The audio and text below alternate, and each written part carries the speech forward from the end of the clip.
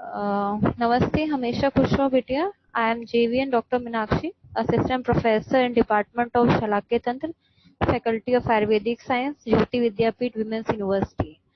आज हम डिस्कस करेंगे हेडेक। हेडेक को हम कोरिलेट करते हैं विद शिरोरोग, क्योंकि शिरोरोग में हमें एक इम्पोर्टेंट सिम्टम मिलता है, दैट इज शिरोरुजा।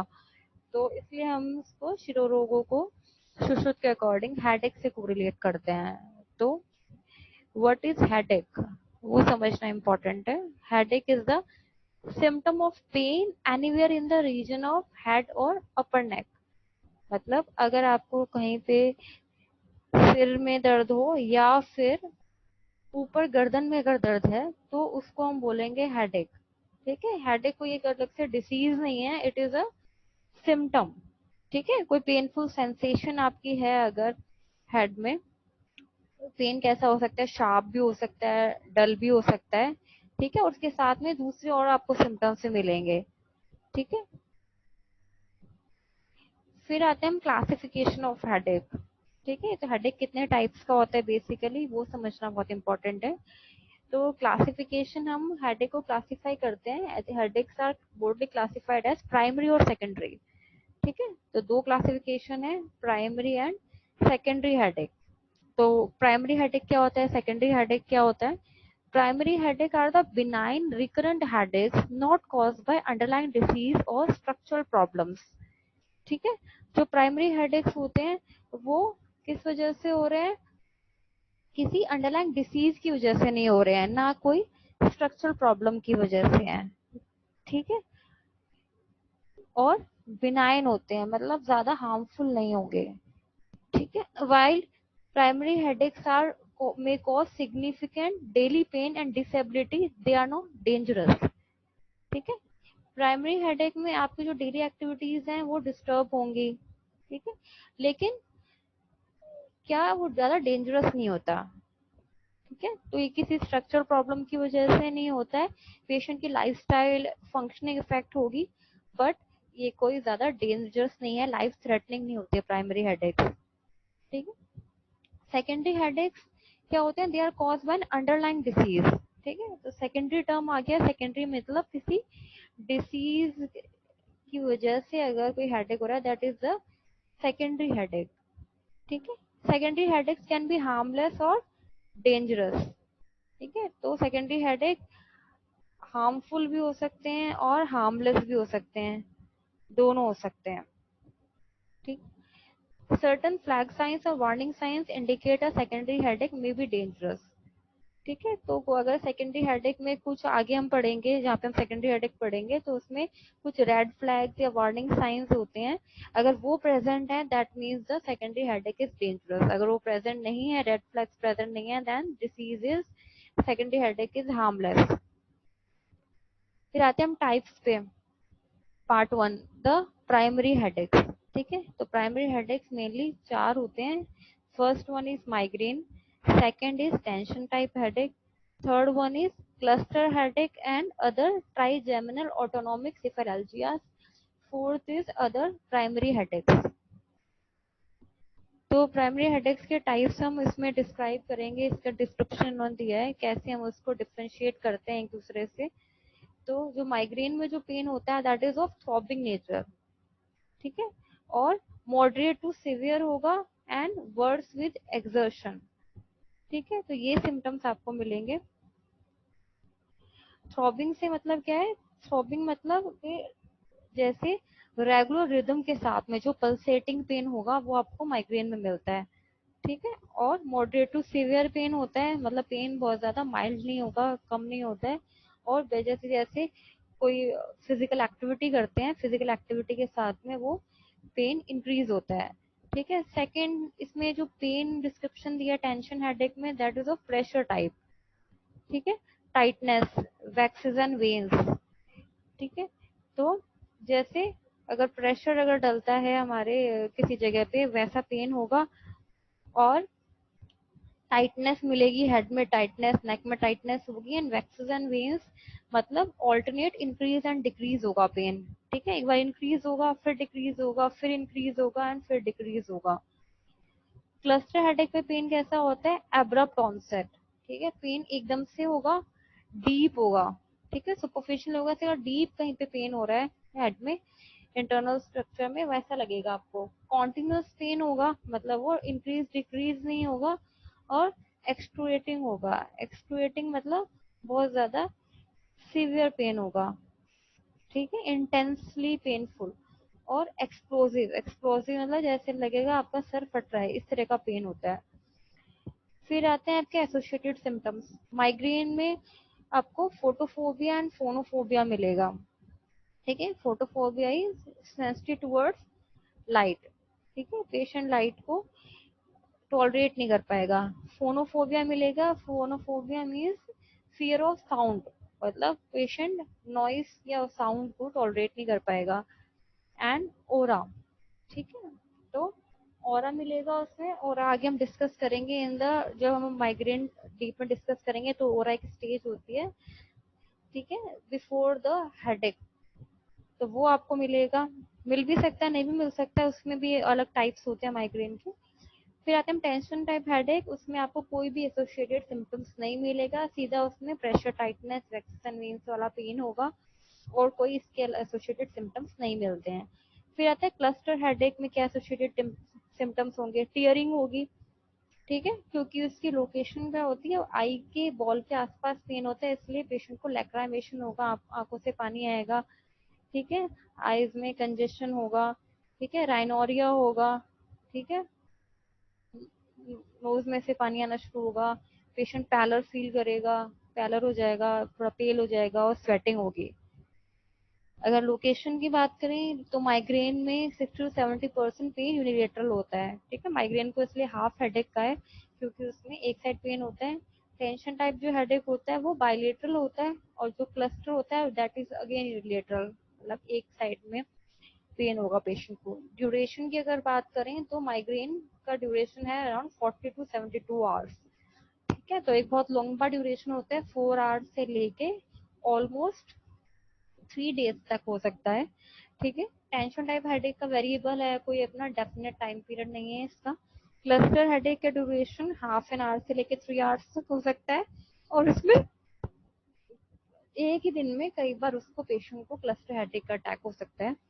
एंड पेशेंट की अपीयरेंस कैसे कैसे अलग होती है प्राइमरी हेडेक्स में। माइग्रेन में patient resting in quite dark room, ठीक है, तो पेशेंट को डार्क रूम में, मतलब जहाँ पे लाइट ना हो, क्योंकि उसको फोटोफोबिया है तो उसको डार्क रूम में बैठना अच्छा लगेगा, और क्वाइट रूम में उसको रेस्ट करना अच्छा लगेगा, क्योंकि उसको फोनोफोबिया भी हो सकता है, तो उसको फियर ऑफ साउंड होगा, तो इसलिए उसको क्वाइट रूम में बैठना अच्छा लगेगा।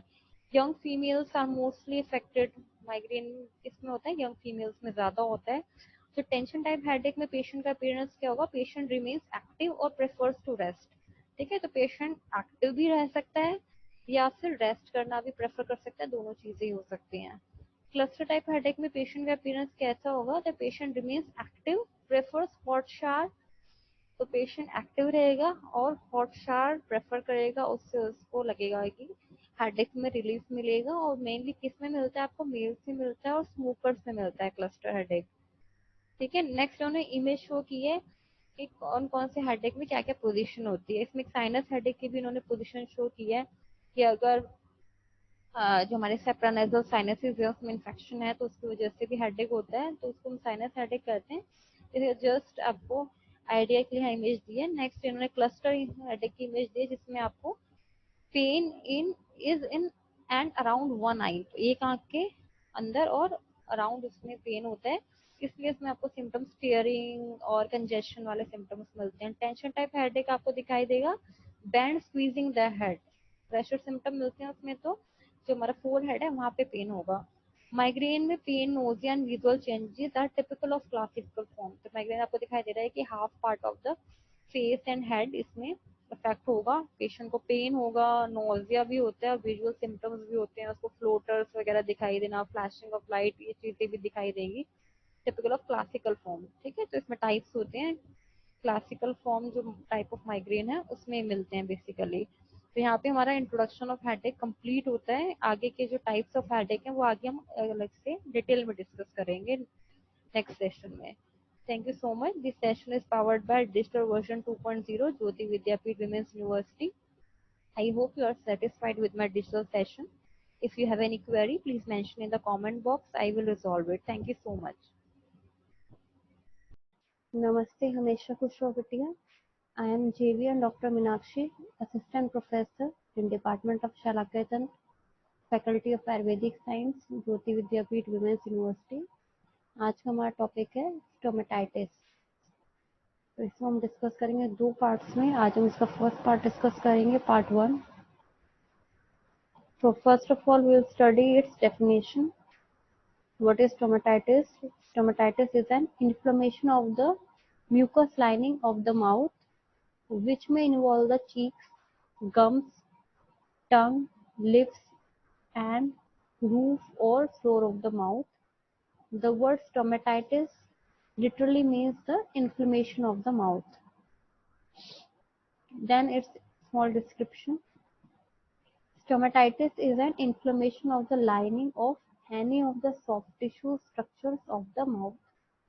It is usually a painful condition associated with redness, swelling, and occasional bleeding from the affected area. The inflammation may be caused by conditions in the mouth itself, such as poor hygiene, from burns, from hot food or drinks, or by conditions that affect the entire body, such as medications, allergic reactions, or infections.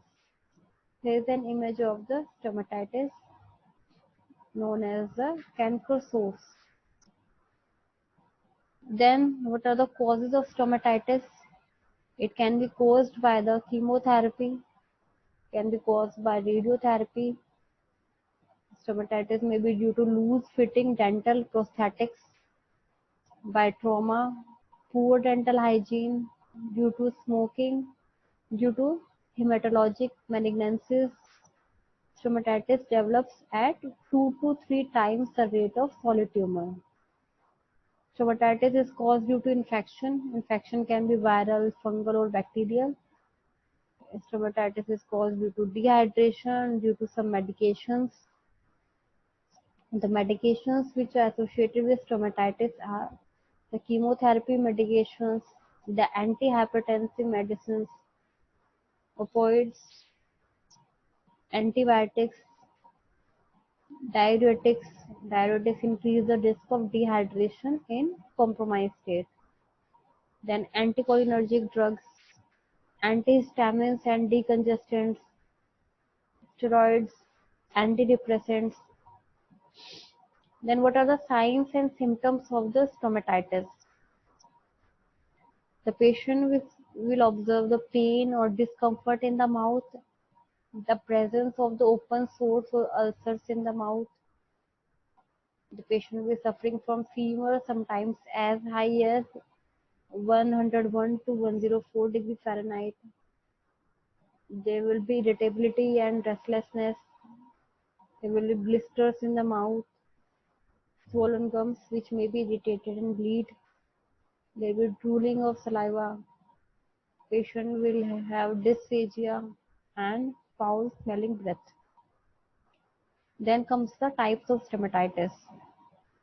The stomatitis can be nutritional deficiency stomatitis, epiphyseal stomatitis, angular stomatitis, denture related stomatitis, allergic contact stomatitis, migratory stomatitis, herpetic gingivostomatitis. The first type of stomatitis is nutritional deficiency stomatitis. The malnutrition, that is the improper dietary intake, or malabsorption. Malabsorption means the poor absorption of nutrients into the body. These both conditions can lead to nutritional deficiency states. Either there is improper dietary intake or there is poor absorption of nutrients into the body. These both factors lead to the nutritional deficiency state, several of which can lead to stomatitis.